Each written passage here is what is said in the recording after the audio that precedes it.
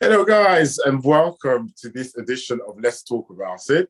Now, as you all know, I'm Jan W. Tanaway, your host, managing all this across so many different platforms. So, depending on where you're watching this, it could be at Open Door, it could be at the How to Entrepreneurs Hub, or it could be on His by Identity. Wherever you're watching this from, welcome to this conversation. So tonight, I've got my good friend that I made from the other side of the pond, Mr. Robert Saint-Michel. Now I'm going to say Michel because he's got my French background. I like it. But I'm usually up, I'm just going to go to him so he can introduce himself quick, and then I'll tell you why we're here and what we're going to talk to you guys about. So, Mr. Saint-Michel, over to you. Hey guys, you can honestly just call me Robert. I am a life coach, a mental health practitioner, and I'm excited to be here. We got a pretty good, interesting conversation to happen today. I love that we're introduced as across the pond, as if it's something we can just swim across, just just something we can just swim across. Yeah, but that's cool. I'm happy to be here, Jan. How are you feeling today? I'm doing great. I mean, these kind of conversations are always fantastic to me. I mean, let me just set the scene here. So, this is, because to me, these kind of conversations are kind of, history in the making. Yeah. By Black men, right? Mm-hmm. Sitting here talking about business and leadership and just all this bomb kind of thing, right? To me, that's history in the making because we don't see that often. So, I'm excited for it. Yes.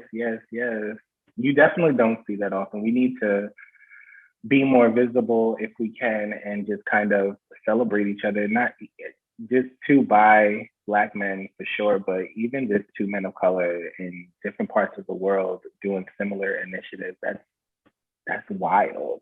It is. That's wild, especially servicing our community that's super niche. It's really cool to have met you, being a person that is a part of the movement as well. Thank you so much. And it's the same, I mean, I love people that are just movers and shakers. I only surround myself with trailblazers, so it's one of the intentional decisions that I made a long time ago because you just get that energy, you get that energy, transformation, and that inspiration, able to share and you talk on the same level. So I'm all here for it. So let me just dive into this real quick so that we can give you the business, right? So tell us about your work and the inspiration behind it, because there's so many different facets, but I think one of the big things that brings it together is mental health, right? So tell us a bit more about it. Absolutely. So I've been in the field of mental health for well over 10 years, almost for a long time. I've been in the field. I've worked in every capacity that I could in terms of mental health, from education to crisis management, to suicide prevention, to psychiatric health. And I've just, with all of the things that I've learned with my education as well as my experience, I just realized that I had a true gift and passion for connecting with people and assisting people in their mental health journey. So I just kind of recently rebranded my business, Just Rob's World, into a space that cultivates healing and cultivates community support. And my goal is to really break down the barriers of the gatekeepers of mental health, where we have right now mental health is guarded and protected by these certain licensed and accessible people in this very clinical fashion, but mental health can be understood outside of a clinical format, and health and healing can take place outside of a clinical format. You think back before we had hospitals and doctors and things, we had community, and community helped and healed community, and we were able to do this successfully. And so I just want to bring us back to a space of building community spaces to heal each other. That's really important to me. And then the other side of that is providing mental health coaching services for people across the US and a couple of other countries, which I love to do, honestly. I learn so much more about my clients when I work with them in this alternative, holistic space versus when I was working in more of a clinical setting. I feel like I'm building true, valuable relationships with people, like important relationships to my actual life. It's not just I'm clocking in and I'm seeing someone on my calendar, you know? So yeah, I'm all for it. That's what we got going on so far. We have some more things evolving. The biggest community and the first community that I built is the Bi Plus Black Men community, our brotherhood. Yes, yes, yes. And I loved how that grew and thrived into this huge community across the world. Like what? In a matter of months. It's like, how did that happen? But I love it. I love that we're all here to share stories with each other, support each other, have conversations with each other. It's been so instrumental to my own mental health. So I know everyone else has also been benefiting hugely for that. And in the future, I would like to build more spaces for overlooked populations and things like that. You know, can I just begin by just congratulating you for that? Because obviously this is a space that I'm part of myself. And honestly, it's not something that I knew I needed until I stepped in, you know. And, you know, like I will share later, my views on safe space building is that it's the space is successful because of the person that created it. Because it's the intent that the person has put into it. It's the energy, the prayers, because yes, I'm going to get religious on y'all. It's all these things that the person, the energy of the person that's facilitating, that fathering kind of energy, you know, that makes a huge difference to a space, you know.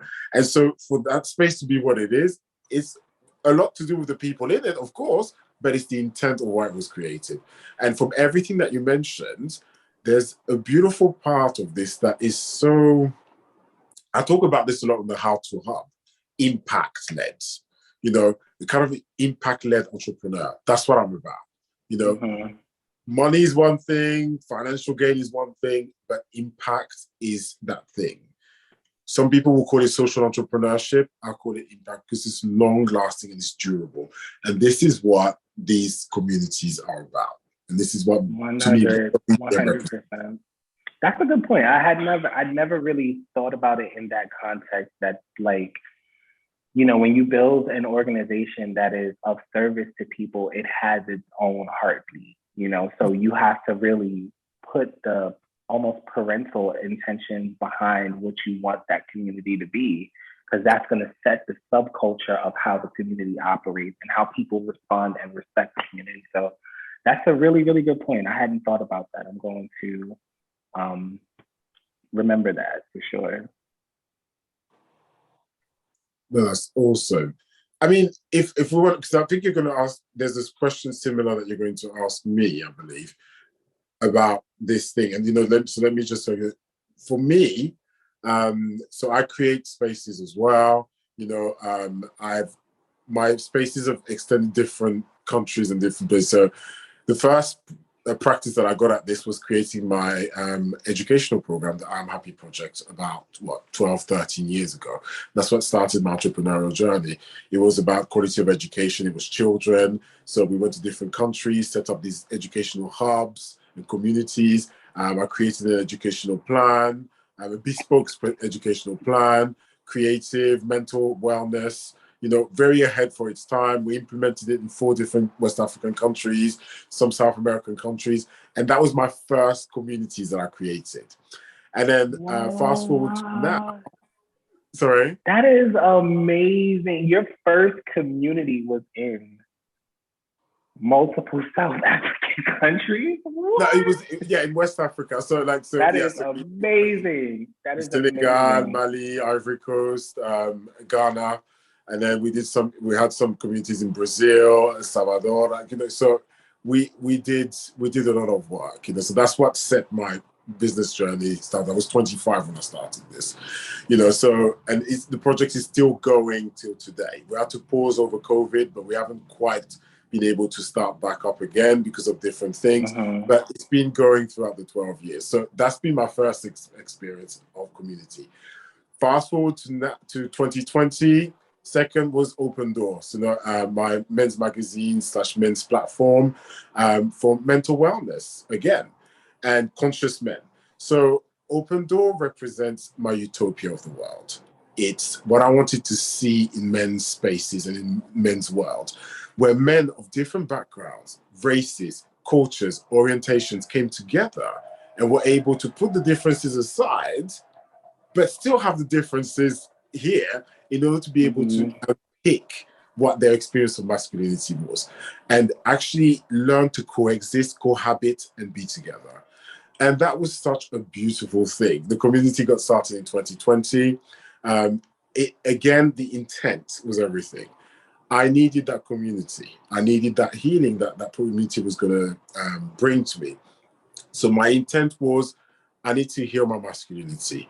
I need to heal my relationship with masculinity. And so bring me the men out there who are like me, who are like-minded, because I couldn't find any for years. And I said, you know what? Yeah. Send me the people.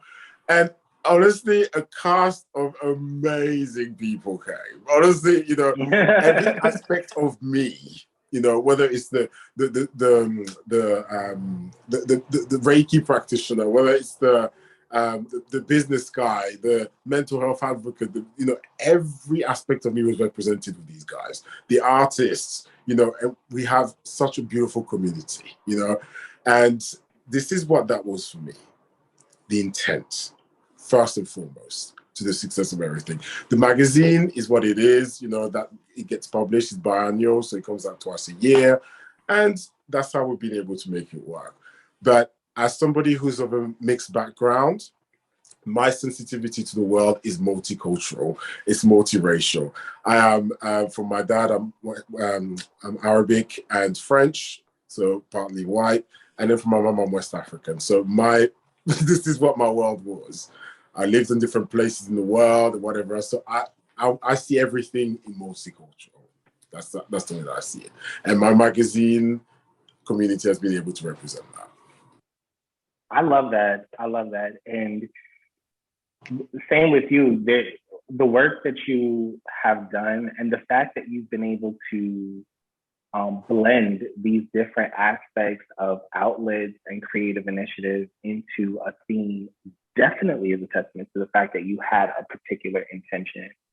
I want people to really know that if you want to become an entrepreneur or you want to go into business for yourself because you want to get rich, then don't start a business, just invest in someone's business that's being started. But if you're going to start a business and have an initiative, you need to have passion behind that because the business is going to take a life of its own. And there's like so much rich fruit and ethics that comes as a chain reaction of things that you do, even from the moment that you publish the magazine or from the moment that you gather the community. There are chain reactions and ripples that are outside of your control because of the seed that you planted. So your intention is huge, and it's a big testament to the fact that you've been able to do so much but still keep the same intention. That's very skillful. A lot of people can't do that. Some people grow larger in business and then their intentions and focus shift, so it's an achievement that you've been able to stay in your niche and your focus for so long. So congratulations on that. Well, thank you. There's definitely something in that, like you said, if you want to do something for money, then have that intent. Don't be afraid to have that. There's nothing wrong with that. Have that intent. But again, another thing that I'm very vocal on is when we talk about the mental health industry, for instance, because there's such a thing that is new as mental health entrepreneurs, okay?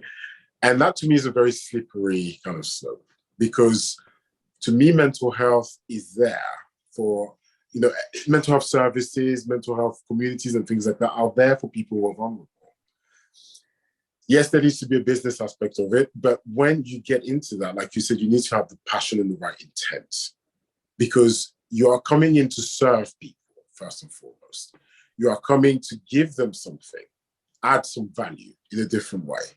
And so, unfortunately, in that industry, you see lots of con artists. You see lots of people that exploit that vulnerability. Because I've been there, I've been exploited. People have tried to exploit my vulnerability in order to be part of their groups or whatever. So I know what that looks like. And so it's important to think that, because when we talk about mental health is a hot word. Like, it's hot.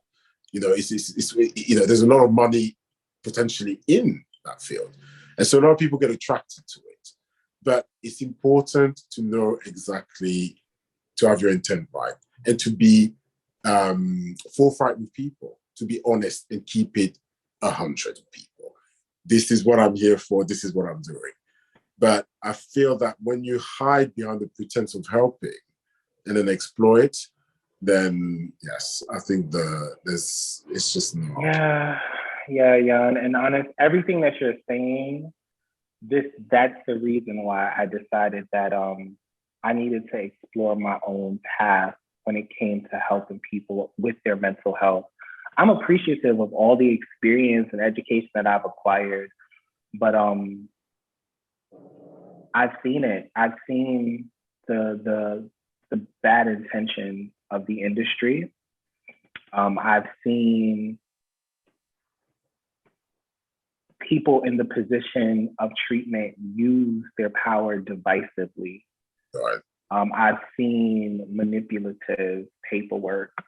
I've seen bias in paperwork. I've seen racism in paperwork. I've seen stereotypes in paperwork. I've seen misogyny in paperwork. And the history of mental health and psychology, it doesn't come from bright and therapeutic roots. So we're talking about intentions, right? And the industry was created for a purpose, and I'll just kind of leave it at that, because I don't want to lead people down the road of industrial conspiracy or anything like that. But what I will say is that as we're talking about intention, mental health, the practice of healing and the practice of diagnosing has not always been the same intention. Right. They were two totally different heartbeats. And in today's world, when we look at the practice of diagnosing and the practice of healing, there's still so much work to be done in terms of that union, because those two things are motivated by different intents. So that's where we have that, that flux in the industry. And this is difficult work.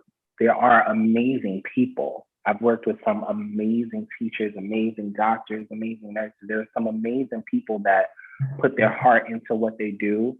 But there are some people that just come to work to get paid, and it's not personal job to them. And I realized that for me, mental health work can't not be personal. It has to be personal. Yes. It's an intimate relationship that I'm requiring you to offer me a vulnerable space. That's not something I can just walk away from after 45 minutes. That's not something I can just look at you as a file. I can't do that. I need to know your life. I need to know your story. I need to know who you are, and teach me to see the world from your eyes so that I can meet you at that crossroad, and then we can heal together. So it just was a choice, but it's, again, bringing that back up, the intentions behind what you do is going to reflect in how that thing grows into whatever it grows into. So just be mindful of it. And like you said, if it's money, it's money. That's fine. But I believe ethically there are some things that don't fit well when it comes to money as a motivation. And people's health and well-being is one of those things. It's a different thing. And it's interesting, when I look back to my business journey, obviously the I'm Happy project was the first thing that kicked it off. But at the time, I was it was my self-investment. So I was just kind of making it run, was spreading from country to country and just kind of branching out. And so came to a point where I was like, oh, wow, like this is getting bigger. I can't keep self-funding this. And then I started to look, partnership with the UNICEF, whatever else, this and the structures. And I thought, but no, still, I don't want my work to depend on other people. And that's how my other businesses were born, in that kind of system. So I created a sort of matrix in the sense that my mental health work was at the center, and then I developed 4 other businesses on the side. So that was my food festival that became a pop-up restaurant, my clothing line that I sold off about 2 years ago. There was my publishing house, which is still running now. And then there was my agro work that I do in West Africa, my cocoa plantation. So there was like all these that were creating money, and then I was using that to feed the mental health work and the I'm Happy project. So that's what that was, because I just didn't want other people's money to touch this. And I just didn't want to charge, because to me, it was morally wrong for me to charge establishments in developing countries where, the help is not there anyways, and the governments are not always going to fork out and say, oh, yeah, go ahead. So I just thought, what, let me take this on myself. And so that literally set me on this wonderful business career that's lasted for 12 years now. In April, I reached 12 years. And, I was just saying that, every year something's been going on. There wasn't a year where I was dormant. And that's an achievement in itself, right? So, so of course, it's amazing, just to have that, to be able to have my cake and eat it too. You can do that, and then, but if anybody out there finds a way to make money off of these of mental health initiatives and still remain grounded in the vision and things like that, come on, let's talk about it, because we need different perspectives. Absolutely, yeah. I love what you're doing. I'm going to be right behind you in a few years, because I have so many different ideas, and I think that's the biggest part about being an entrepreneur, is the ideas in your head. Like, people don't understand that I've failed at so many more ideas than I've been successful at, and I've forgotten so many more ideas I've been able to enact. It's like a whiteboard of ideas. That's how you know you're an entrepreneur, when you just can't stop having ideas. Oh yeah, that's how you know. That's what it really is. Endless well. And I think also, when I talk to people, because there was this thing, I was getting loads of criticism when my first business matrix came out, because I made a big deal about it. It was called Sunbird Enterprises, Sunbird. So everything was Sunbird. I like that. Sunbird, right? So everybody was like, but that's crazy, Jan. And then a few years later, I revamped some, created some. I mean, you've seen my profile. Like, I'm just like, man. And so this is it, and people criticize me. They were like, but you're just going from one thing to the other and adding this and adding that. And I said, but guys, I'm not a corporate. I'm not a corporate. Let's differentiate things. I may be in business, but I'm not a corporate. I'm not a company. I'm an entrepreneur.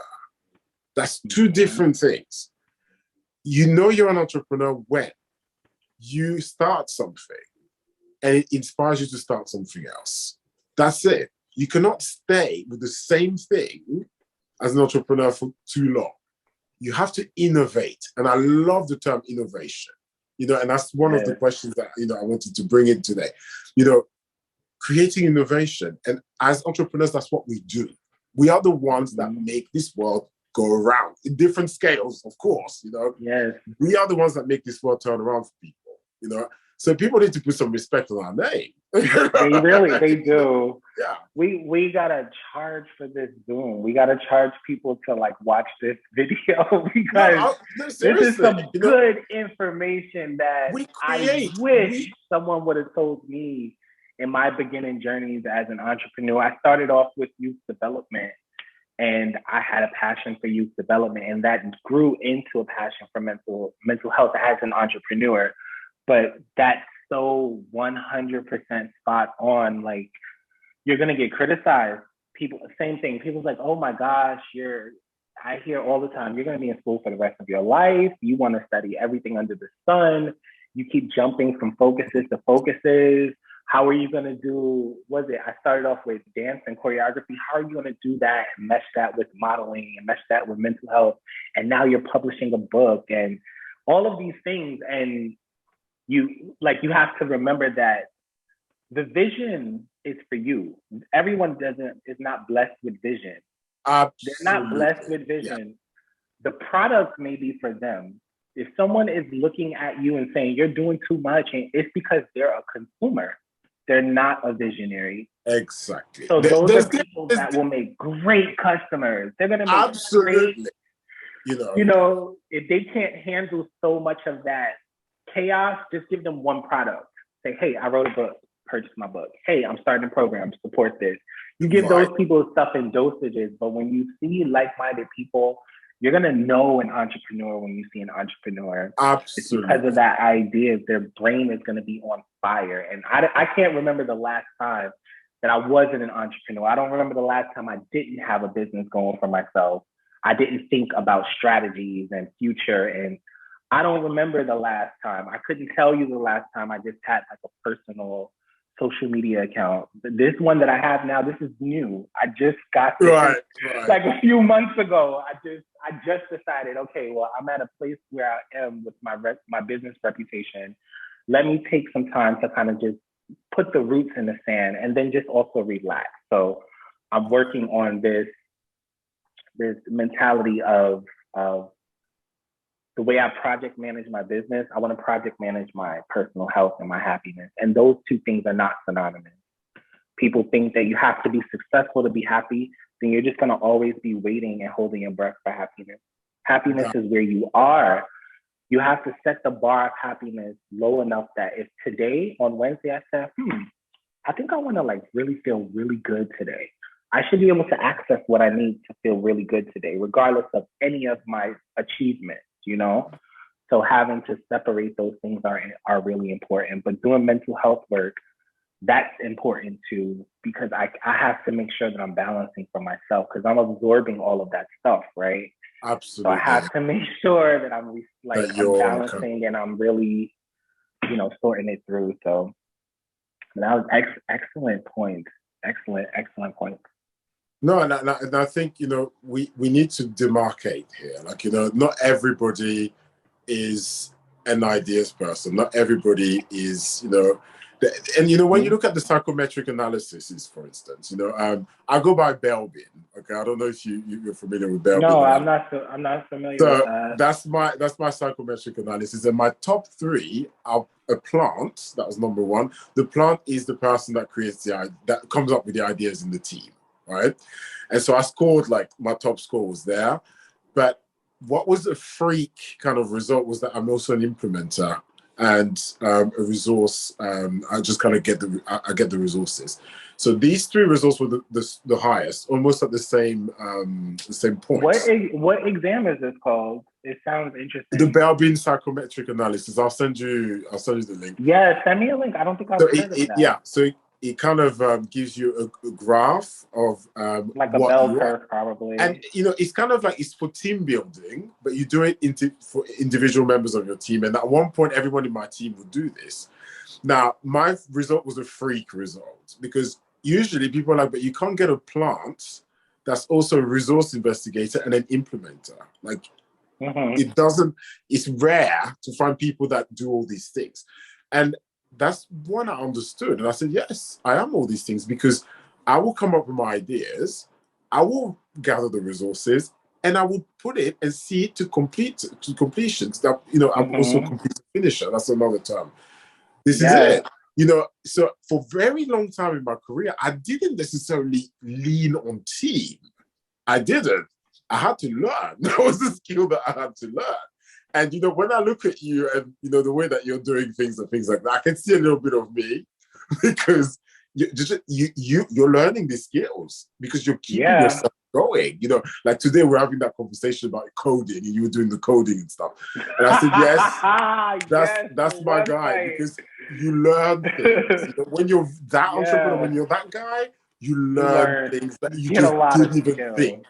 Exactly. A lot, absolutely. And that's for me. That's learning the brilliance of learning and producing simultaneously is that's my element. So I don't know that I'll ever not be an entrepreneur. I don't know that I have that intentions of not creating something, in the world from passion. And what you're describing when you say that you have both of those scores, it's like um, you have executive skill. You also have administrative skill. So you're able to like paint the vision, but you're also able to strategize and break the vision down into goals and push those. Some people can't do that. I know some entrepreneurs really have to hire people because they're so abstract. They can't, they just know Absolutely. how they want it to look and they have to hire people. So it's definitely a skill and a blessing to be able to do both. But I appreciate the learning process.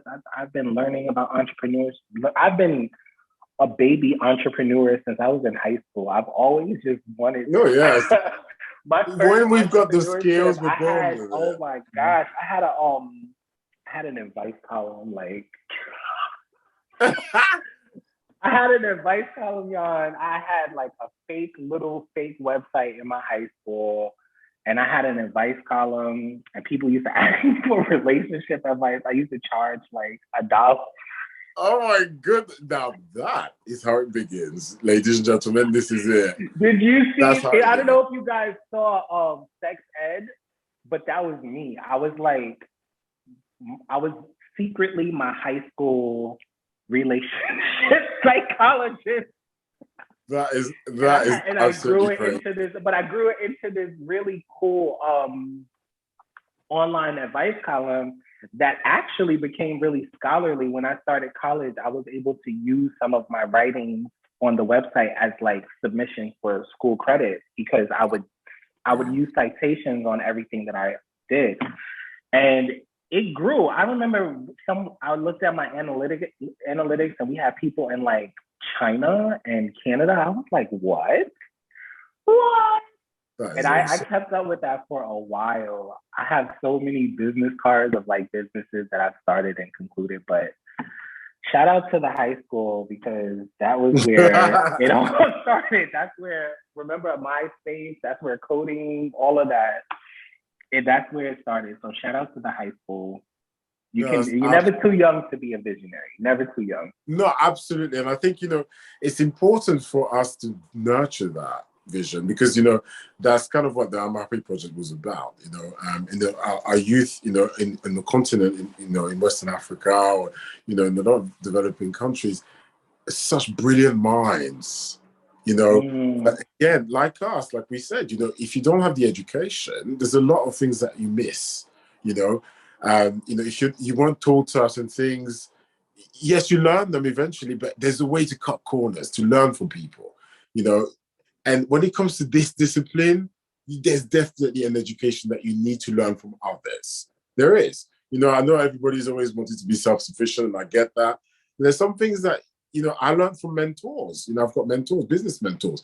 They were like, okay, this is okay. Their time was different to mine, but certain things still apply, of course. So it's also about being always open to knowledge. It's always being open to learn from people and not be so so arrogant to think that you know everything. I don't.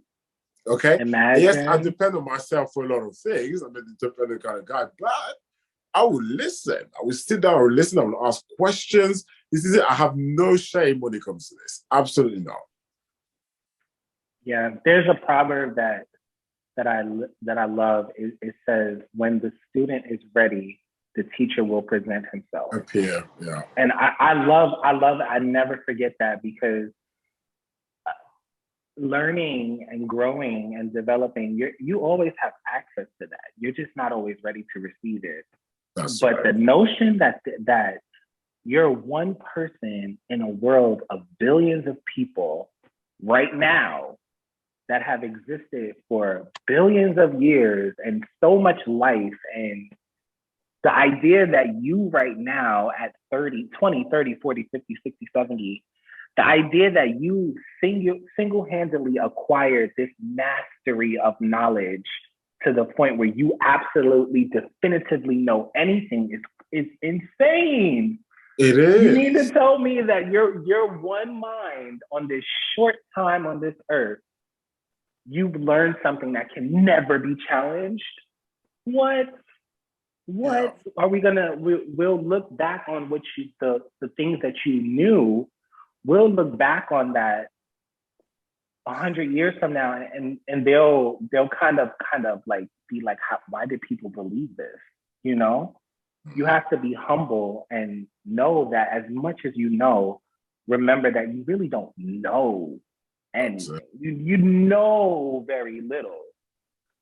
We've learned a lot, but we still have so much to learn. And just like you said, be open to it, because that's where life happens. That's where growth happens. Absolutely. And, there was an interesting talking point that you sent me. It was like, what would you like to be remembered by? And for me, this is it. I'm an impact entrepreneur. Okay. And I often explain this by saying that, I've seen money. Money comes, money goes. Any real entrepreneurs will understand that. I think it's people that are not entrepreneurs that get wowed by 6 figures, 7 figures, because it's just like, oh my gosh. To us, that's something to work with. It's something to work with, to invest, to play. It's like a game of cards. It's a game of poker, even, like whatever you want to call it. You put a little bit here, you kind of, put there, invest, which part are you going to maximize, what you're going to use. This is how we see things. So money to me is just something that just, is fluid, as we talk about, sexuality, whatever. Money is the most fluid thing in this world. Like, it can be whatever you want it to be, okay? It takes any kind of orientation, whatever, okay? So it's fluid. But what is static, and like you said, about what people remember and things like that, is your impact. Your impact can never be shaken. I say that, because there would be haters that will try and, deconstruct what you did, and that's okay. But you can never argue with somebody's impact and what they've created in this world. You can't. Yeah. And so to me, my impact is not the money that I've made or that I'm going to make. It's not. I couldn't care less about this. It's what I have left behind. The structures that I've left behind. That's it. Because somebody was asking me about this, they were like, because in our community is a big conversation about how we're raising Black children, for instance. Okay. And I was watching this, and they were like, oh, but we're giving them too much, we're spoiling them, whatever.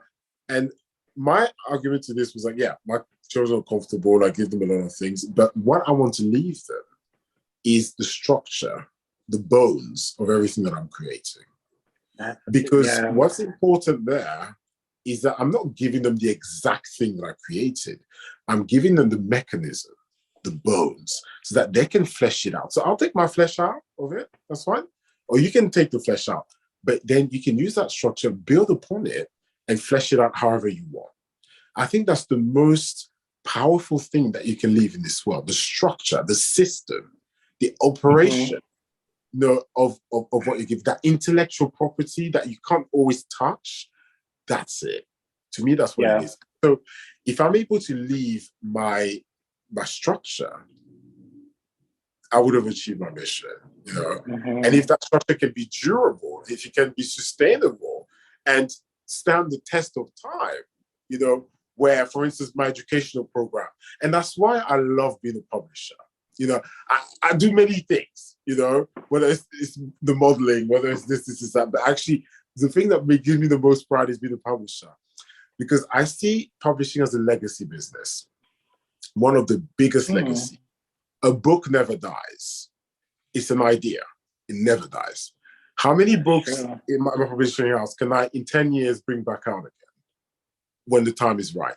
This is it. Same with my educational program. I'm giving that intellectual property that will be there. Anyone can add, anyone can, replace, take away, things like that, but it will always be there. And so if I'm able to leave these structures around, these ideas, then I've achieved my mission. And that's the powerful part. Same when we talk about the communities. Same when we talk about the communities that we're creating. Absolutely. If we're able to leave the blueprint for these, and so that they can be duplicated, replicated, then we've won. And, I don't mean to cut you off, but, the thing that was very important with when I met you, okay, that struck me, was when you said to me, oh, feel free to open another, community like this one. That really, really shocked me, because a lot of people would be like, that's mine. That's how a lot of business people think, that's mine, but you were like, no, open, start something else. And that's how I knew that we were in the same place with this, same with Open Door. I've given the license for people to start the same groups, the structure of how they work and things like that. And this is it, our impact and our blueprints. Giving these away is what creates that innovation and furthers the concept of innovation in our communities. Absolutely out of this world. Absolutely. I love that. Yeah, you're so spot on.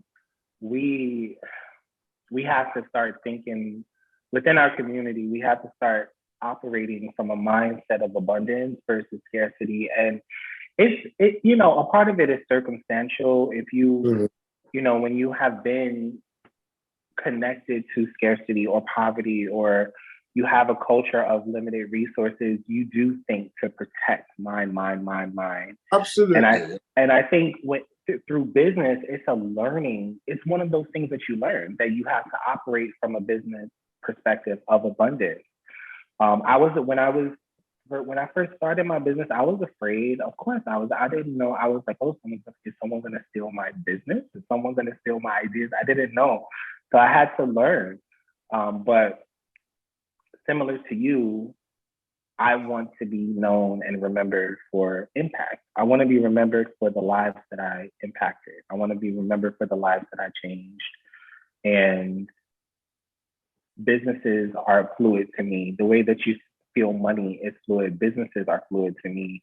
And it's like they can come and go, they can morph into whatever they need to morph into. But the impact is something that you stick with. My first business structure was a nonprofit organization. And to have those, at least in the US, you have to have a board of directors. And because of the work that I had done prior to, I was able to assemble very high-ranking professionals. And someone that was on the board told me something that I never forgot. I told her, I said, look, Berg, I'm like really nervous about doing this. Like, I feel like an imposter almost. And she was like, don't, because all of these high-ranking people need a visionary like you to focus our work on, to focus our investments in. And the fact that you're able to assemble these people speaks to your personal brand. And she explained to me from a corporate perspective, the importance of having personal brand. When people see your name or your logo, what do they think of? And that is magic. That association, that's where all of your success is in that association. Anything you want to be or grow is in that personal brand. And you can spend a long time building it up, but you can lose it very quickly. So for me, I want people to understand and associate my personal brand with quality, with passion, with risk-taking, with generosity and sacrifice, and those types of things.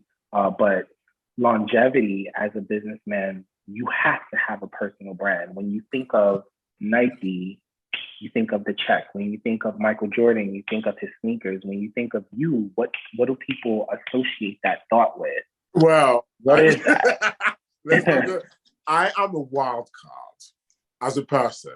That's my personality. And so that's been reflected in everything that I do, right? Good. So it's really interesting that I've asked people. I mean, obviously, I've got a lot of platforms on Instagram. There's a lot. I ended up splitting all the brands in their own, I had to do that. And that was that I think that totals about 12 different social media accounts, because there's just so many different things. But that was it. It was a criticism that people were giving. They were like, you're just everything, you're doing everything. And I used to get really upset. And I was like, how dare you? No, no, no, no.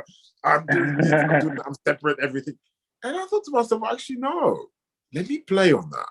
And so I think it was in 2018, I rebranded and I was like, oh, I'm Yan W. Tanwe, the guy that does everything. And that became my personal brand. That was it. And the way that people responded to that was very interesting. They were just like, wow, like, okay. And I was like, yeah, I took the lemons and I made lemonade. And that took off, you know? It was like, okay, you do everything. And I was like, well, this is what I do. And then that's when I saw that there was a space for multidisciplinary people, because that's the term that I used to describe myself. I'm a multidisciplinary entrepreneur. Like, there's a space for people like us, and there's a big space for people like us. And despite what everybody would always be saying, it's because they were ill-informed. They didn't know what they were talking about. They were just like, well, I've got this one brand today. I'm going to push it for the next 10 years. And then maybe I'll start another brand. I don't got kind of time. I'm starting 5 brands simultaneously. Today, that's what I'm talking about. And you watch me make a success of it. All of them have run past their course. They've been revamped. I've sold some of them. Like, come on, you know? And so that personal brand, to me, that was it. That was the one that just really propelled me. Because I was like, but there must be a way for me to put everything that I'm doing into who I am, and for people to buy into that. And the negative advice that I got was like, oh, no, you need to separate, you do this. No. One thing that I will always say to people, listen to your gut feeling. That's it. Nobody knows you more or better than yourself. You know? Yeah. And from when I said, you know, I'm a wild card, this is why I'm at my core. Why shouldn't I let that shine in my business life? Why? There's no reason why you can't do it all. People will tell you that as business, you have to focus on one thing and just do one thing. There's no reason you can't do it all. People that are multidisciplinary entrepreneurs, they become so successful that they're invisible. You don't even think about the fact that the person that makes your coffee and makes your soap and makes your deodorant and makes your cologne is the same company. You don't even think about that. We don't talk about companies like Procter and Gamble or Unilever. But we do talk about companies like Axe and Dove, and we're just like, Axe is this, Dove is this, and all of these companies that are this are owned by an entrepreneur that does it all. It. And that's what people don't get. Like, we're like 10 spaces ahead. Like I said to, and some people have found me like that, just randomly on social media. They're like, oh, I didn't know you were part of this. Yeah. I follow this account. Oh, that's you. Like, I get that all the time. You know, I've got my minions that do my work too. Like, don't get me wrong. So they're kind of, it's like, yeah, that's my concept. You know, that's it. Because some of my platforms, my face is not on there. Now, I do love to put my face on the side. You know, I do. Exactly, you know, but some things I don't, you know, and that's it. But I have to say, when it comes to branding, the most violent attack that I got was when I rebranded back into being a model. I was a model in Paris in my 20s, and you know, I did a few years, and then I just kind of like, you know, took a break or whatever else to just live, and then I went back into modeling in 2020, and so my account was just a business guy. You know, I was the entrepreneur or whatever, and I was like, you know what? Instead of starting a new account somewhere else, let me revamp this one with all my important contacts, all my important business associates and whatever else. And I thought, let me have some fun with this. And I did. And wow, the barrage of DMs that I received, not flattering, all of them, but it was just kind of like, but how can you just completely switch up? You're damaging your reputation, you're damaging your brand. And some people even started questioning my intelligence. They were like, you know, this is making you less credible, you know, because now you're like this guy, like this superficial looking guy that's, you know, doing the modeling and the commercial stuff, the skincare and whatever. It's like, it doesn't make you credible. And I said, you know what, that is fine. But watch this. I merged everything together and I still haven't looked back. Like, that was another part of me. That was the other part of me that I needed to put into this. Because it's part of me. It's part of my brand. But they didn't get it. But it took off. it took off. I managed to be a commercial model and still have all the speaking engagements and run the other businesses. So do not let people tell you what you can and can't do. This is it. Like, because public opinion, it can be damaging. I'm not going to lie, it can be damaging. But you have to be firm in yourself to know, well, this is what my gut is telling me. And so I'm going to do it. I'm going to make it a success regardless. That's my approach to everything in life. I'm going to make this a success regardless of whether it's been done before, it hasn't been done before. I couldn't care less. I don't care. Jan does what Jan wants. That's my motto in life, okay? I don't do what you expect me to do. I do what I want to do. And that's always taken me where I need to go. So that's living. That's living. I tell people all the time, if you want to tell a firefighter how to do their job, you have to learn how to be a firefighter first. If you want to tell a doctor what they can and can't do, you have to learn how to be a doctor. So if you want to tell a person what they can and can't do, you'd have to learn how to be them first. Right. When people tell you what you can and can't do, they're telling you what they can and can't do. Exactly. It's a projection. But that's not their... When you understand that's that... their limitations, not your limitations. That's there's nobody that knows how to be you. So there's no one that can tell you what you are capable of. They'll look at you and compare. They'll say, we're similar in this way, so you shouldn't be capable of this because I'm not. But a lot of people are meant, especially entrepreneurs, are set out in this world to do things that haven't been done before. Yes, you know, if you need somebody that works inside the box, you hire someone that works inside the box, but not everyone is, not everyone's meant for that. That's it, and I just think, and that's what my thing has been. When I've been in places, whether it's for modeling and things like that, when I turn up, I'm not just a model. I'm not. I am an entrepreneur. So put some respect on my name. So when I arrive to different shifts and things like that, they're like, oh, this guy's not quite like, he's different. Yes, because I'm a boss. Okay, I'm coming to do this. So we need to make sure that this is right. So it earns me some respect points, definitely. Same like when I'm in other places, like I can pull different aspects of who I am to get ahead or to get something or to get a specific privilege or position. And I own my privileges. I'm one of the persons that owns my privileges. I have no qualms about that, absolutely. Because again, as Black men and Black people, we don't own our privileges, and a lot of Black people will say that they don't have any privileges, which I disagree with. I completely disagree with. We have privileges as Black people.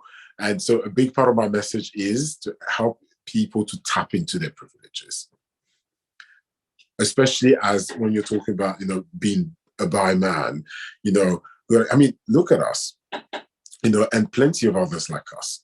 And that's why I wanted to also discuss the concept of leadership in the bi community, in the Black bi community. What are we doing? Why is it important for us to actually proclaim that we are bi men and that we are successful and we're doing things that are successful? Why is that important? What do you think? I think that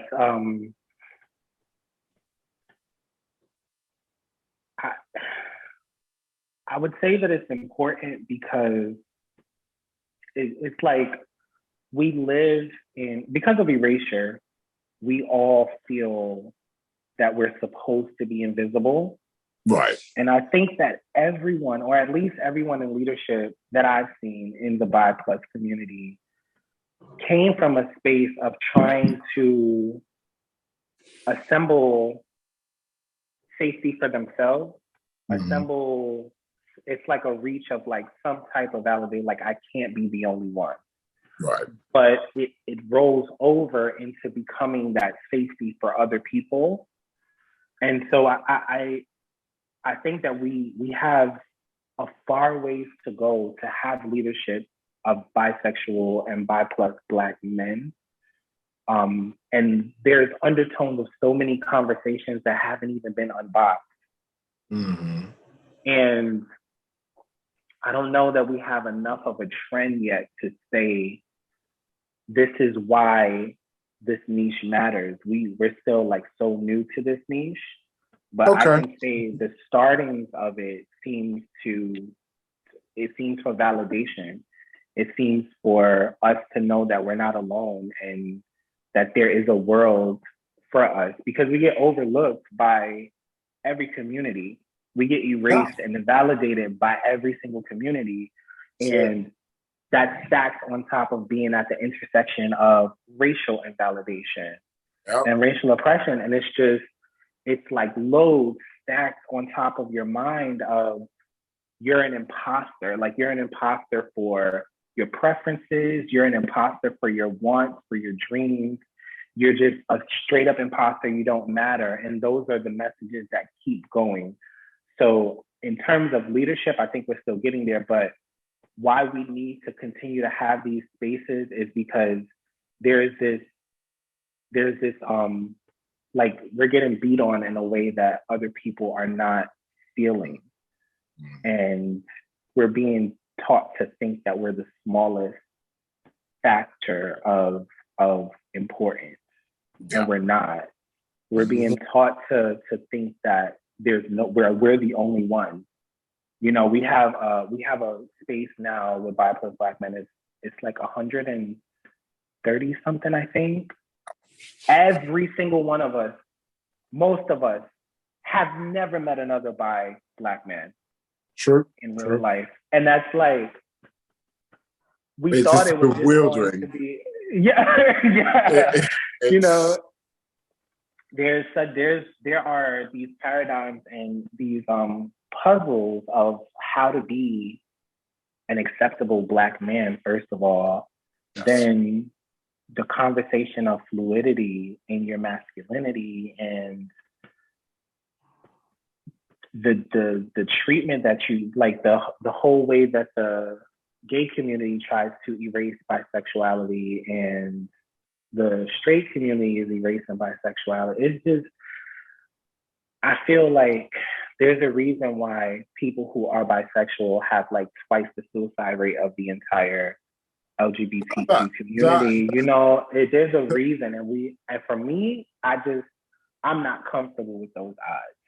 I'm not comfortable. If I feel that people that look like me, that think like me, that operate like me are at risk, I feel like I have to do something. Do something. That's it. Because if I don't do it, who's going to do it? And I think that's where everyone's leadership is. Like, if I don't do it, who's going to do it? Because we think there's no one else doing it. No, that's it. You know, because we don't know. We don't know. And so again, let me just thank you, because you know you shared the webpage, and there was a page about by Black men of influence, and yes, I love that, and that's spearheading something here. You're starting something here that is going to be big. That's absolutely awesome. I need it to be the hub. And again, I don't need Bi Plus Black Men is a brand that, in my mind, it belongs to all of us. Yeah. I just wanted there to be a central hub of where we connect, because what I've learned is not only are we out in the world doing stuff, but we are really, really good at stuff. Like we do stuff and we make it look really, really good. Like exactly, we're so dope, and it's like it's not fair. It reminds me of, we just had 4th of July pass. I'm not sure if you're familiar with Juneteenth. In the U.S., it just got recognized as a holiday. So Juneteenth was like, there was a period of time after independence that slaves were not aware. They were still being told that they were slaves. They wasn't aware of their freedom. Yeah. And divisively, you isolate them, you know, and make them think that there is no one else out there like you. Yeah. And when I think about the erasure of bisexuality and then the pressures of Bi Plus Black men, it's like the world really makes you think that something's wrong with you. Yeah, exactly. You get hit with questions like what are you? You know how like insulting that question is? What are you? Yeah. Not who are you, but what are you? Yeah. So we really think that, but I'm glad that we come together now, and I can see that people are interpreting their sexual fluidity in a way, and they're driving a ship of that passion and that interpretation over here. And someone else is driving it over here. And someone else is driving it over here. So I just want to bring us all together so that we don't feel like so isolated, because the fact of the matter is that bisexuals outnumber the entire LGBT spectrum Absolutely. almost twice as much. So there's a lot. There's a lot, but there's just so many different agendas and pushes to make us feel minimized. And that comes into politics, but that's a whole nother conversation. No, absolutely. But I just think that just the concept of leadership in that sense, you know, the way that I see it is seeing people, men who are movers and shakers, innovators, that are bi, it speaks loud, like it's a volume. It speaks volumes. Because again, like you mentioned, men like us were told that, one, we don't exist. Two, that the world belongs to real men. Real men, yeah. Straight the men. Straight world belongs to real straight men. And then That's it's like the gay world belongs to real gay men. And then we're just kind of like, you know. No, but this is it. So for me, this is my, making myself visible in the sense of, guys, this is what I've done. Because, yeah, I've done everything like this whilst being bi, but not being out, right? Out publicly, right? I've always been that way. But to actually now bring my entire catalog and just say, right, guys, this is what I've done. This is what I am. It speaks to other people, because the first thing that damages us is the way in which the world dehumanizes us. And I love that word. I use it all the time. Dehumanizes us. By taking away our joy, our start there, our achievements, our aspirations, our future. Because when you tell a young boy who doesn't fit into either, whatever word, that, actually they're invisible, they're not going to make it to anything, they're not going to amount to much because the world doesn't belong to them. What are you doing? You're crushing their soul. But then what actually builds them is to see people like them. And it's just like, oh yeah, so it is possible for me to do these things. Yes. I know this very well, not because of being bi, but just because of being of color. I've always existed in white spaces, so it's all white. And some people made it their mission to crush me and tell me that I was not going to amount to much. And this is, so I know that voice and what it does, because I believed it for a split second. But for somebody who didn't have, obviously I've been very lucky. I come from a family that's, that's very comfortable. I come from money. I don't make a mystery of that. I make it very clear. So I've always had those kind of role models, grandparents that were like in lofty positions, aunts, uncles, whatever. Like, so that's my parents. These are all the people that I've always seen. So for me, it was never a question of being less than. But if you don't have that representation, then yes, there's a glass ceiling and you stay underneath that. And to me, that's what the problematic is. When we're talking about why it's important for bi young men to see bi men that are in specific position. Because it kind of helps them to realize that the conditioning that they've received, the breaking of their soul, doesn't have any hold on them. And that's what my message is. And it's very deep. Whatever conditioning we receive does not make us who we are in the future. It is possible to change our narrative, to break it apart from the bricks that we were given and choose our own bricks to build them up. Because I've done the same thing. And I'm sure you've done the same thing. Because for us to be out, for us to be around and actually do what we're doing out loud, we must have gone through that journey. And my aim is to bring everybody to get to that point where they're just like, you know what? I don't need to hide in the shadows. I don't need to sit here and be unsure about who I am. Because it affects everything. Relationships, jobs, careers, your ability to just want to aspire to things. That's what happens. And so the moment when we build ourselves up like that, and we're like, you know what, you can do it, it frees everything.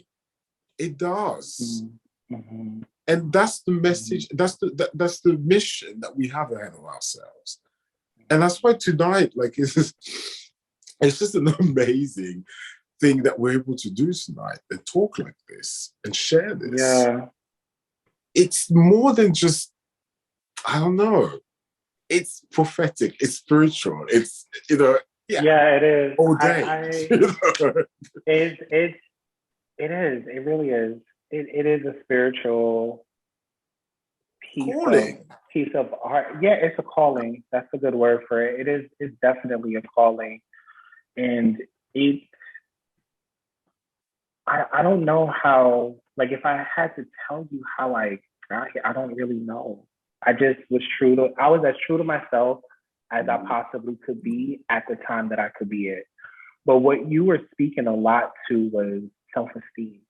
And when I do work with my clients now, when I was in clinical spaces, there's a rubric. We have rubrics of how you approach and assess. But now that I'm in a life coaching and a more alternative medicine and holistic space, I'm learning to have a holistic approach to the mind, not necessarily a clinical approach. And the first thing I look for when I'm working with a client is I look for what I call their psychological mirror. Right. What are they looking at to assess who they are? And that's where your self-esteem is, right? Mm-hmm. That's what we learn when we look at something. We're told that this represents us, and we associate that worth with what our potential worth is as kids. So when you're taught that you're less than, you're going to look for a mirror that you amount to. But when you don't have a mirror or a community where you can validate who you are, you don't have that self-esteem. So us having a community is a perfect mirror of us. And so I know now that what I do, there are 200 people that's looking at that. And I know that what you do, someone is seeing that and believing in themselves because they saw you do it. So us pulling this community together, we're allowing ourselves to be psychological mirrors for each other and building our self-esteem in ways that we couldn't before because we didn't have a mirror. So I think that's huge. And I think that there is a prophetic level of this is bigger than us. This is bigger than anything. This is a big deal. This is a movement. This is not even just one company. This is not one organization. This is a big deal. And the fact that we're having this conversation, having never met before, nor do we live in the same part of the country. We're 6 hours away, but we've connected through this work. You know what I mean? And we come together, we form a powerhouse, and we spread, and we'll connect with other powerhouses. If this continues, if this cycle continues, imagine what will happen if this connection replayed itself 100 times over in other spaces. You know, like what? But this is how, coming back to innovation in a different way, this is how innovation happens. Innovation multiplies, it becomes sustainable, it becomes impactful when it goes from one to the person to the next, from one brilliant brain to another that adds their own flavor, their own intellect, their own vibe. And so that's why it's important to pass it forward, pay it forward. You have to. You definitely have to. I know that we have a brother in our community, and he uses the term invite people in instead of coming out. And I just love like his rationale behind that. He says that we shouldn't, and I agree with this, we shouldn't feel obligated to disclose ourselves like as if, we need to get like numbered or like we shouldn't feel the opportunity to feel like the world needs to know the intimate details of my life, especially because you don't know the intimate details of other people's life like that. But True. Yeah. you can invite people into that space. You know what I mean? You can invite people into that part of your life, into that conversation. And that's okay too. For me, I don't think I've ever really had to come out. I don't think I've ever been assumed straight before. So I don't think I ever really had to come out, but I also don't have like a close relationship with my relatives. Like, so I don't really have anyone that I would be like, come out to or whatever. But my friends that are a part of my life, as my dating life fluctuates, we talk about it. You know what I mean? We're aware. But I'm lucky, like you were saying, in terms of privilege. Although I came from poverty and disadvantage, I was still blessed with certain levels of privilege. Like you know how privileged it is to have people in your life that love you? You know how many people don't have that? Yes. When I was working as a suicide counselor, that opened my eyes because I'm talking to these kids, 13, 11, hearing these stories like my father picked me up and threw me as a form of discipline because I was gay and no one loves me and no one knows who I am. No one sees me. Like, this happens every second of the day. Every second of the day. There is hopelessness, there is loneliness, there's isolation because of people, the way that they dress, because of the color of their skin, because of who they talk to. This exists. So you know how much of a privilege it is for you to have someone who loves you. You know, when I've worked in psychiatric hospitals, you know the difference. I can tell the difference from a person that's mentally ill that lacks love in their life from someone who's mentally ill that has the presence of love. I can tell the difference from experience. I can tell where you're going to go in terms of your psychiatric dark spaces. The presence of love in your life is huge. And the fact that I've, for some reason, been blessed with people, even though they're not my relatives, they are my family, people have constantly, I don't have to worry about me being myself and people being like, oh, I don't like you. I don't want nothing to do with it anymore. I don't have to worry about that, but there's so many of us that do. Yes. And so when you become aware of that, in my mind, for whatever reason, that journey and that work crossed paths with me for the time that it did, I can't ignore that. There's no way that I can't ignore that. So I have to do something about that. So I've come through my own journey. I've never had like a grand coming out of any sort, but I've never hid who I was dating. I'm also a private person. I have my friends and my associates, you know, I don't invite everyone into my life. I don't even like people knowing where I live. So I'm that kind of guy, but I don't hide, but it's not wrong. I don't want to cast judgment on people who do hide. I don't want to cast judgment on people who can't be themselves. And we need to stop making that the automatic, like the achievement of your sexual queerness or your gender queerness is exposing yourself to the world. We have to stop making that automatic, because do we live in a world where it's safe for people to do that? No. If we lived in a world where you got everything and this is like, yeah, then I could understand. But you're asking people to make it standard that they expose themselves in a world that is ready to attack them. So I don't think that that's okay. And as I build the brand of Vibes of Black Men, I'm going to stress the importance of not pressuring people to expose themselves everywhere they go. You don't have to feel exposed 100% when you get on the train, when you get on the bus, when you get on a plane. You get to be your own mysterious person, just like everyone is their own mysterious person. You don't know what's going on in somebody's sex life when you sit next to them. But there's this pressure on people who's in the LGBTQ community to expose themselves to everyone. And that does nothing for us. It's for everyone else's comfort level. It's for them to know where they want to stand with us. So I'm really stressing, even with the merch, it's taken a while to come out. I'm gonna do something for Pride, by Pride Week, because the guys are asking for it. But even with I'm trying to figure out how can I craft clothing that is meant to build your self-esteem, not your public image. And so I've been working and trying to think about how the brand, even with Just Rob, where like I have these things that I want to incorporate in people's everyday lives, but what I wear is not for you, it's for me.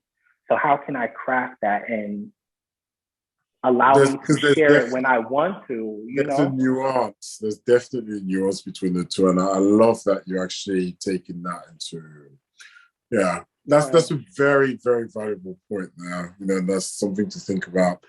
You know, I mean, for some people like myself, it's been so important to be open because obviously I went through, it's been a tough, I earned, you know, I earned my coming out, if I say. I earned it. And so in order for visibility to occur, that you need to speak, you need to share, you need to. So there's different narratives that need to be, you know, that are valid. You know, some people that don't have to come out, they don't have to be pressurized to come out. Some people that do, because my message is geared for the people that want to, but I don't know how to go. That's it. And this is me saying to them, actually, it's okay. You know, it's, this is what you're going to have. This is what you're going to encounter. But actually, this is how you build yourself so that you're ready emotionally for it. That's it. That's my angle with this, you know, the emotional preparedness, the roller coaster, the journey. And that's why I've been documenting my journey on my social media account, This is My Identity. You know, the different emotions, the different vibes, the different everything. And that's my therapy in a lot of ways. So, you know, the changes that I've had to go through, the difficulties, you know, so there's different narratives, you know, and obviously coming from, you know, being married, being in a monogamous heterosexual relationship, there's a lot of things there, you know, that speak to different bi men's experiences. And so I choose to make myself visible in that way. You know, but again, like I said, like you said, not everybody has to. Not everyone has to, And I didn't, when I started this space, I was really just seeing what, like, you know, it was almost like a bat signal, like, is there anyone else there? I never saw myself as a person that would be participating at the forefront of sexual fluidity and movements and things like that. Just because I was like very much, I'm not really, I understand the importance of labels, but for my own personal life, I don't see how they play a role in my life. But I understood that as we have guys that are coming together, if you have men that don't see visibility, they're also not going to see what coming out is and how to be if you wanted to. So I was like, you know what? For them, I will stand at the forefront of these conversations. For them, I will stand at the forefront of discussing bisexuality, sexuality. Anyone that knows me will tell you that's not really been a thing for me. It's not really been my brand and what I was about. I've been identified with things, but it's never really been my thing.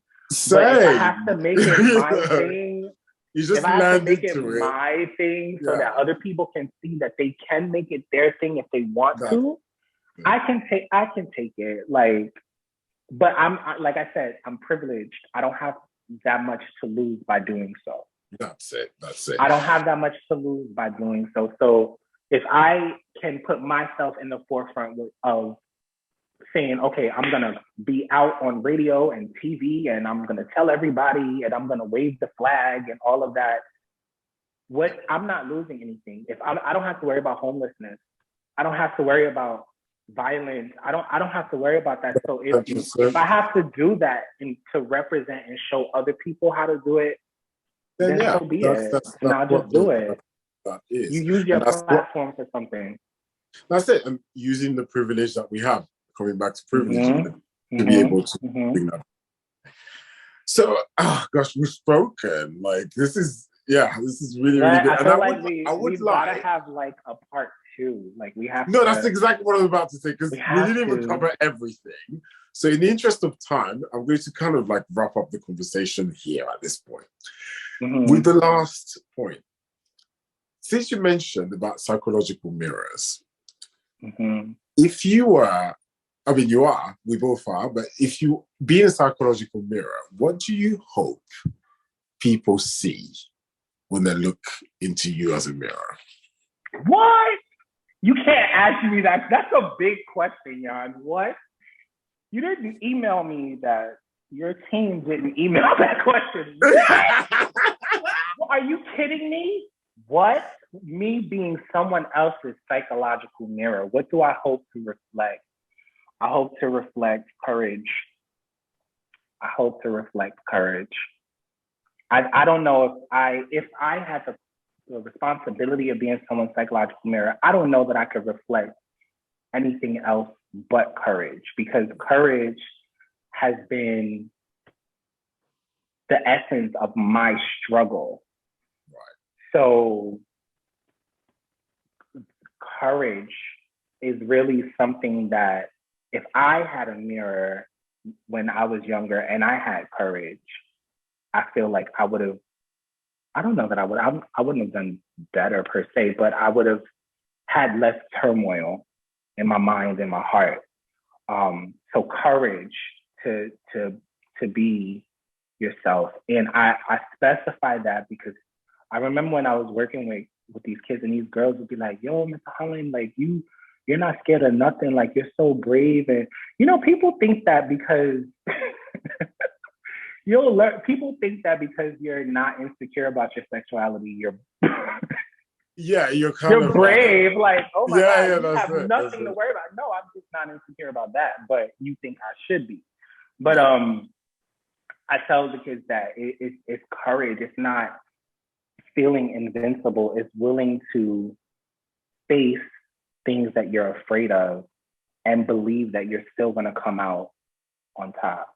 You know what I mean? So if I could be courage for somebody, that would be everything. I became more spiritual and got into praying in the past couple of years. And it's so crazy that you asked me that, because I pray and I'd be like, God, listen, earth is ghetto. I don't know if you see what they got going on here. Adulthood is ghetto. And I was like, when I die, I want a promotion. Like, I want to be someone's guardian angel. You know what I mean? Like, I want to be someone's, like, I want to be in like a little inspiration or something. I want to be some type of invisible force of guidance. So the fact that you asked me is like, that's a really deep question. What about you? Like, if you were someone's psychological mirror, what would you want to be? What do you want them to be? Joy. That's it. I want, because that's what I'm about. That's what I radiate. Optimism and joy. I want them to look at me through that mirror and just be like, you know what? This is what things can be. I can be happy. I can be aspirational. I can be optimistic. I can reach for the things that I want without having to worry and second guess myself, because the world is open to me. Yeah. Because I am confident in who I am. I have joy in who I am. And so therefore, when I have that joy, the universe bows down to my greatness. Love that. And opens all the doors that needs to be open. Because I'm not hiding anything. I'm not afraid. I'm not second guessing myself. And I'm not carrying the generational trauma. This is it. Yes. And to me, joy and optimism captures all that. And I hope that this is what people see when they see me. That is, as a rule in life. That's amazing. Man, that's so powerful. That is so powerful. I'm gonna probably be thinking about that for quite some time. Like, I think it's the question. It's a concept that fluctuates. It is. It changes and it evolves as time goes on. So it's such a powerful concept, a psychological mirror. Wow. So the moment I heard that, I was like, yeah, okay. Yeah. So what is, I love, man, when I learned you study psychology, and I'm like, oh, this master's program, this, and I actually wanted a PhD in clinical psychology, but I was like, something doesn't feel whole about it. Something still feels cold. It doesn't feel like it's really, really deep. Like it doesn't feel like it's bigger than something. It just feels like a need. And I learned about alternative styles of therapy and alternative styles of things like NLP, and that's neuro-linguistic programming. And it's been around for a while. It's just not as widely recognized as like psychotherapy or something. And when I was learning about like the approaches, I was like, I never would have thought about giving, like, one of the principles that we operate on, we say that no matter who you are, everyone operates perfectly. They just sometimes have faulty strategy, but to their capability, everyone operates perfectly, which is so different than what you'll think in a clinical setting. You're looking for a pattern, you're looking for abnormalities. But when you approach a person assuming that they operate perfectly, you give them more grace and you put yourself in the learning seat. You put let me learn your mind, teach me your mind. I'm not looking at your mind on a scale or a diagram or in a book, but teach me your perspective, teach me to learn and see the world the way you see it, so that I can help you navigate based on your principles, not mine. And that's one thing that I just love. I'm not going back to clinical. I'm not going back to the clinical route. I probably won't go back. I love doing life coaching, and I just hope to continue to do that. I have another question for you though. What is the next stage? What's next for you? What is the next big thing? Really? This is a kind of one. So of late, this year, I officially became an ecopreneur. So I started a new project in Western Africa. So on my family's estate, I started a reforestation project. So we're planting indigenous trees, rainforest trees. So that's been my new thing. So like an organic,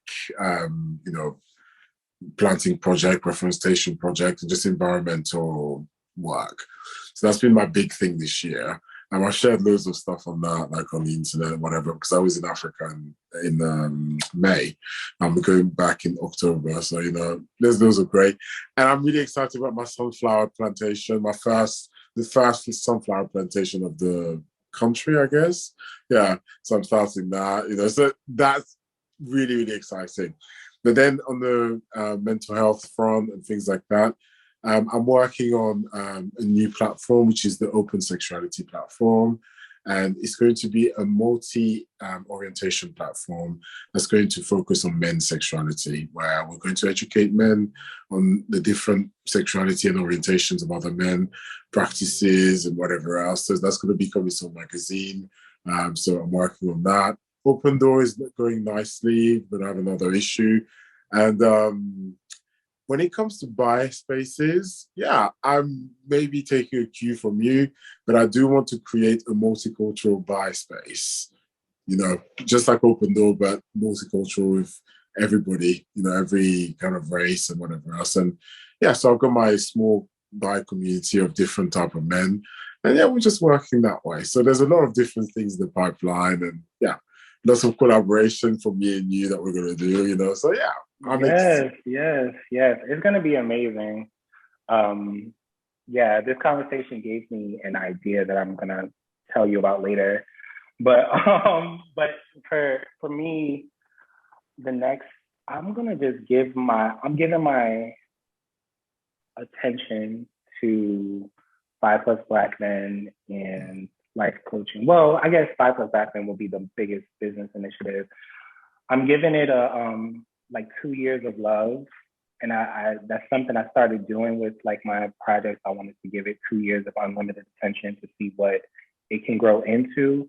But once I get the roots and wheels going, I want to do another space, and I want to do it for domestic violence.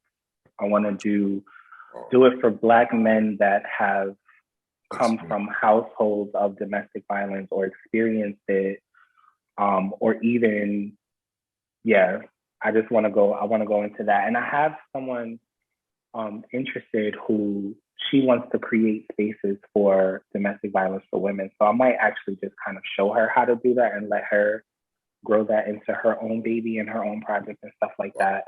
But yeah, I'm excited. I'm just here for the journey. So I'm looking forward to it.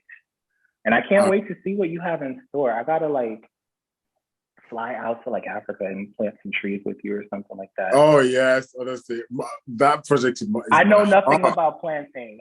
The people that heart. follow my social media, I don't have a green thumb. I bought a plant. His name was Planthony. His name was Planthony. He didn't make it. Planthony had a lifespan of 2 weeks. He didn't make it. But I found a company that creates these pots that kind of water themselves based on the need. So I'm going to get another plant. It's going to be Plantonio. And I was told that you have to have, I was told that plants need like friends. So I'm going to do Plantonio and Plantuan. They're going to be brothers. And I'm going to get like a high-tech system because I want to be a plant dad, but I know nothing about absolutely. I couldn't tell you this. So Plantonio and Plantuan. I'm just stuck at the names. Oh, that's yes. Awesome. Rest in peace, Planthony. He had a good 2 weeks. But I know nothing. So you're going to have to teach me how to plant. I mean, indigenous trees sound like a very big responsibility. Yes, it is. You have to be very careful. So mahogany's, ebony. I'll just carry the water around. Like I'll have a water gun just administering water. That's like a lot. So it's just it's just this, guys. Thank you so much, Robert, for joining tonight. That was an awesome conversation. I cannot wait to share this.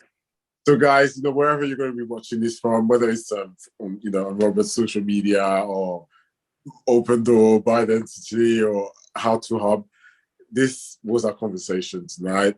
Obviously, I'm going to drop all the details for to follow our different platforms and things like that. And until the next conversation that we're going to have, you guys take care. And thank you so much for joining us. Yes, bye. Stay blessed, everybody. No problem. Thank you.